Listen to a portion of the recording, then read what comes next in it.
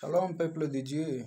Je voulais qu'on en parle sur le but pour l'objectif de notre croyance au Seigneur Jésus-Christ.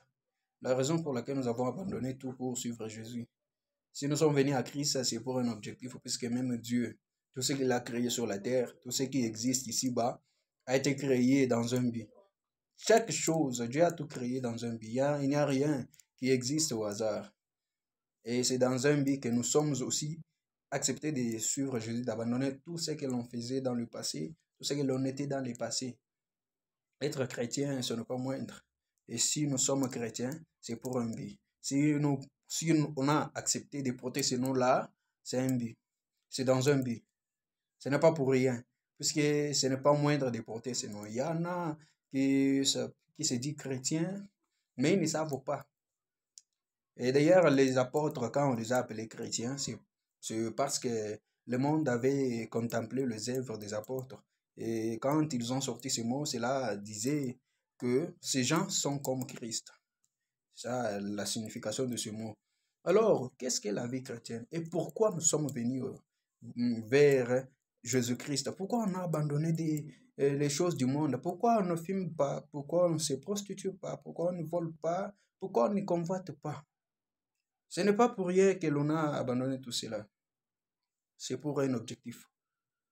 Alors, si vraiment tu connais ce but-là, si tu connais l'objectif de ta mission vers Jésus-Christ, même en cache-cache, tu seras toujours chrétien. Puisque le christianisme, ce n'est pas dans l'église. Le christianisme, ce n'est pas devant ces gens-là qui nous connaissent en étant chrétiens. Le christianisme, c'est une vie de chaque jour. Le christianisme, c'est notre vie de chaque jour. Alors, dans l'église, à la maison, au travail, partout, dans mon pays, ailleurs, dans les pays étrangers, je dois être chrétien, vivre la parole. Que ce soit le jour ou la nuit, je dois être chrétien. Pourquoi? Parce que je connais l'objectif, mon objectif, le but pour lequel je crie au Seigneur, le but pour lequel je me suis fait appeler chrétien. Et tous nous connaissons l'objectif. Puisque le Seigneur Jésus avait dit que cherchez premièrement les royaumes des cieux. Et c'est là le problème. Cherchez premièrement les royaumes des cieux et tout vous sera donné par-dessus. Le reste vous sera donné par-dessus. Donc, si nous sommes venus à Jésus, c'est pour vivre éternellement. Puisqu'il y a un dicton qui dit qu'on ne vit une seule fois. C'est un dicton mondain, c'est païen. On ne vit pas une seule fois. Après cette vie, il y a une autre vie qui nous attend. Après la mort, il y a la vie. Après la mort, il y a la vie. Alors, en tant que chrétien, vous devez savoir que tout ce que l'on fait devant les gens et ce que l'on fait même sous la mer, Dieu écrit cela. Alors, nous devons vivre conformément à ce que dit la parole pour éviter le châtiment de Dieu, pour éviter le jugement, puisqu'après la mort, il y a le jugement. Le jugement de Dieu commence même sur la terre. Maintenant, après la mort, il y a la condamnation. Puisqu'après la mort, il n'y a pas de négociation. Jésus raconte une histoire de Lazare, le pauvre, et le jeune homme riche. Les riches et Lazare, après la mort, ils se sont trouvés dans un autre monde. Dans ce monde-là, il y avait l'enfer et le ciel. L'enfer et le ciel. Alors, les riches étaient dans l'enfer, dans le feu de Guéhenne, et Lazare s'est trouvé auprès d'Abraham.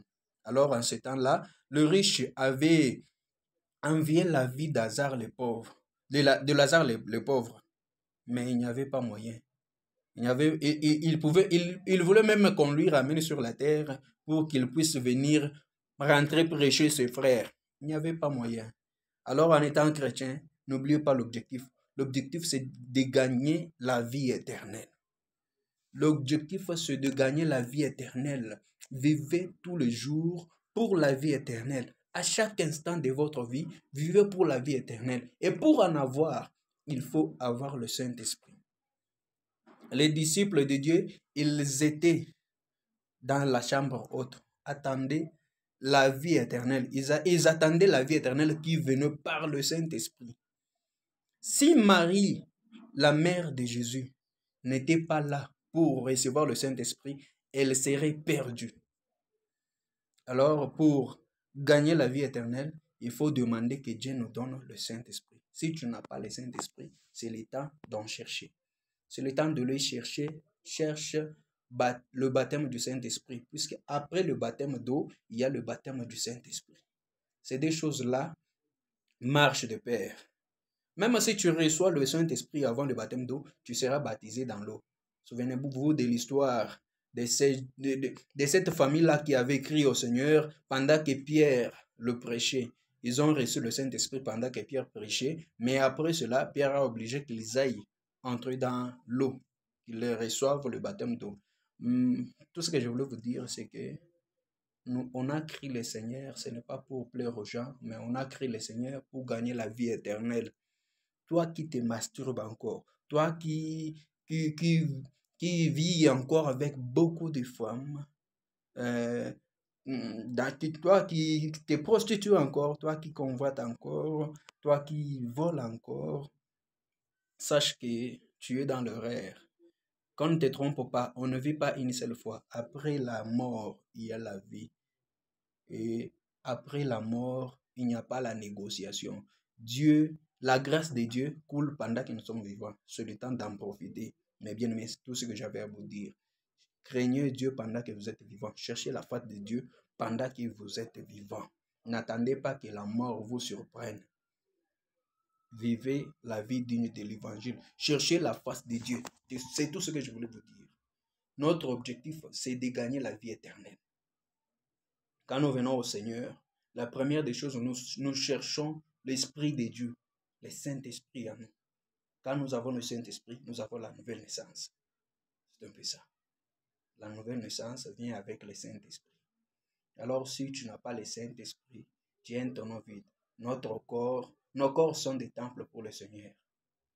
Le Seigneur doit habiter en nous, au moyen du Saint-Esprit. Alors, toi qui vis encore dans les cache-cache, toi qui est encore chrétien de nous, cherche à être chrétien dans l'âme, dans ton âme, en toi, à l'intérieur. Toi qui es chrétien de l'apparence là, parce qu'il y a l'apparence de la piété. Tu as l'apparence de la piété, mais à l'intérieur, tu es un loup. Tu es une ours. Un ours, ce n'est pas bon. Cherche la nouvelle naissance, mon frère. C'est tout ce que j'avais à vous dire. Shalom à vous. Que le Seigneur vous bénisse. Cherchez la nouvelle naissance. Le but principal, la raison pour laquelle nous avons crié au Seigneur, c'est pour gagner la vie éternelle. Et pour gagner la vie éternelle, il faut avoir le Saint-Esprit, avoir le baptême du Saint-Esprit. Le Saint-Esprit nous aide à nous débarrasser des choses du monde. Puisque quelqu'un qui a le Saint-Esprit en lui ne peut pas convoiter, voler, envier, faire les restes des choses-là. Ne peut pas être cupide. Chercher la nouvelle naissance. Viser l'objectif. L'objectif, c'est la vie éternelle. Après les habits, après le véhicule, après la nourriture, c'est la vie éternelle. Nous devons hériter l'éternité. C'est un peu ça. Tout ce que j'avais à vous dire. Que le Seigneur vous bénisse.